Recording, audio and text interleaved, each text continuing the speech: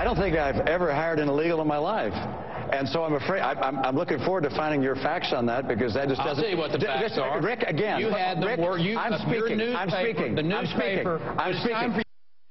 The unforgettable moment this week when presidential candidates Mitt Romney and Rick Perry went toe-to-toe, and we're back now with the panel. So let's start with a look at the latest Real Clear Politics average of recent polls to see where the field stands now. Let's put it up.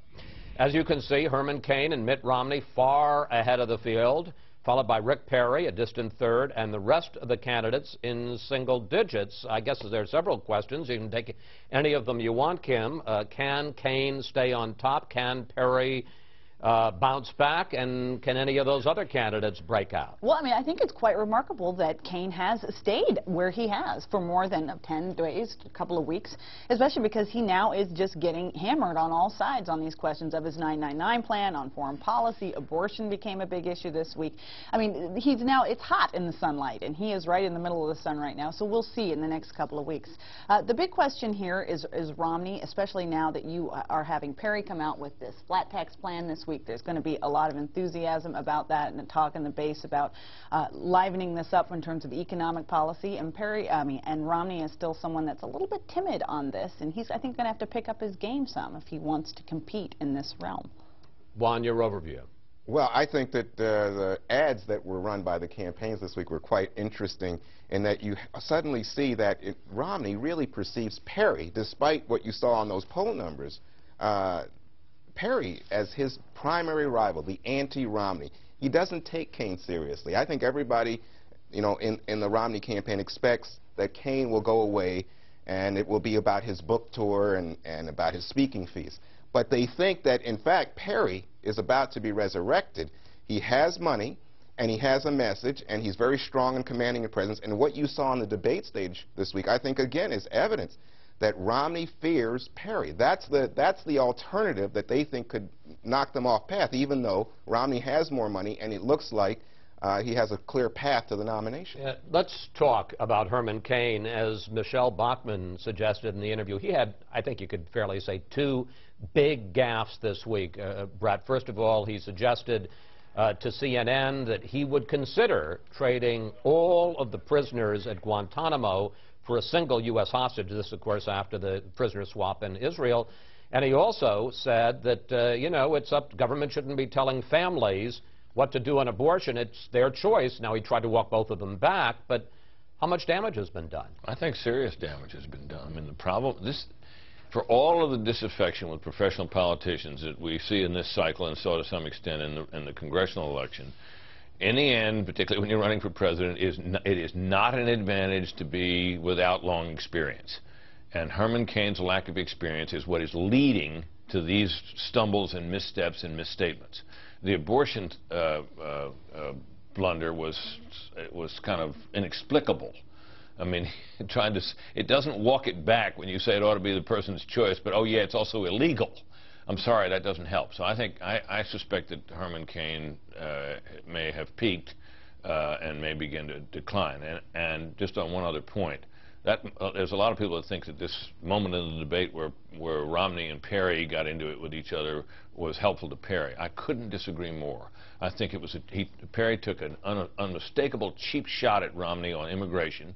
Romney explained why. Well, what he said was that Romney had hired an illegal. It turns out it was a company that he'd hired, which, unknown to him, had hired illegals. He told them to stop it. They said they would, and then it turned out when they didn't do that and more illegals got hired, he fired the company.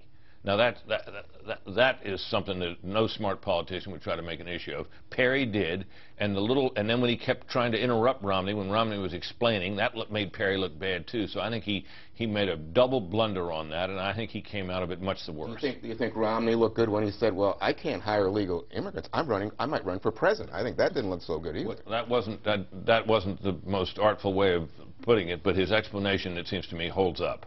David. Well, I think we've begun this week to see the cracks in Herman Cain. First of all, he's getting the attention you get as a top-tier candidate. You saw he changed up his 999. All of a sudden, I guess it's not as simple as he said it was, and it is very easy, Chris, to attack this in a 30-second television ad. All you have to say is, your taxes are going up, and he can argue all that he wants about you didn't do the math right, and check with my team, not your team, and that policy analysis group, you know, isn't really independent. But people, they just don't have time for all of this. The second thing you've seen is what happens when you have an undisciplined candidate, and I'd love to disagree with Britt just to make it fun. But the truth of the matter is, when you have limited campaign experience and you're under the white-hot spotlight of running for president, this is what can happen. And I think the reason that Romney hasn't attacked Kaine is he hasn't had to. People like us have been looking at his plan and writing all sorts of things, and it's taking care of the problem. And if there's any threat he has, it's Perry and the $15 million and a very friendly persona if you get him away from the debates, and that's ultimately his competition. You know, let's tell a dirty little secret, which is that we, because we don't want this to be Obama-Romney for the next year, want to see a Republican primary race. And I get the sense, Kim, that you're suggesting, and that there's going to be an effort, whether on his part or on our part, to kind of resuscitate Rick Perry. Well, yeah, we're not the only ones that don't want an Obama-Romney. I mean, the White House is out there, and they are going to try to undermine Romney as much as they can, make this go on as long as they can, and have the other Republicans in the field damage him as much as they can. Do you think that Perry can salvage his campaign? I mean, he was up at 38% of the polls when he first got in. He's now, as we just showed, a distant third at 13%. It's been a huge plummet. Now, the legacy of Herman Cain, wherever he goes, is that people like Rick Perry have seen what his merit is, and that he has inspired a lot of Republican primary voters out there with the simplicity of this. So, Tuesday we're going to see Rick Perry announce his flat tax, and what he is betting is that it does not have all of the drawbacks that Herman Cain's plan does about a national sales tax, for instance. You can't make those sort of complaints. It's got a little bit of a history. Of course, Steve Forbes did this, so he's going to have some ready-made defenses and arguments for making it.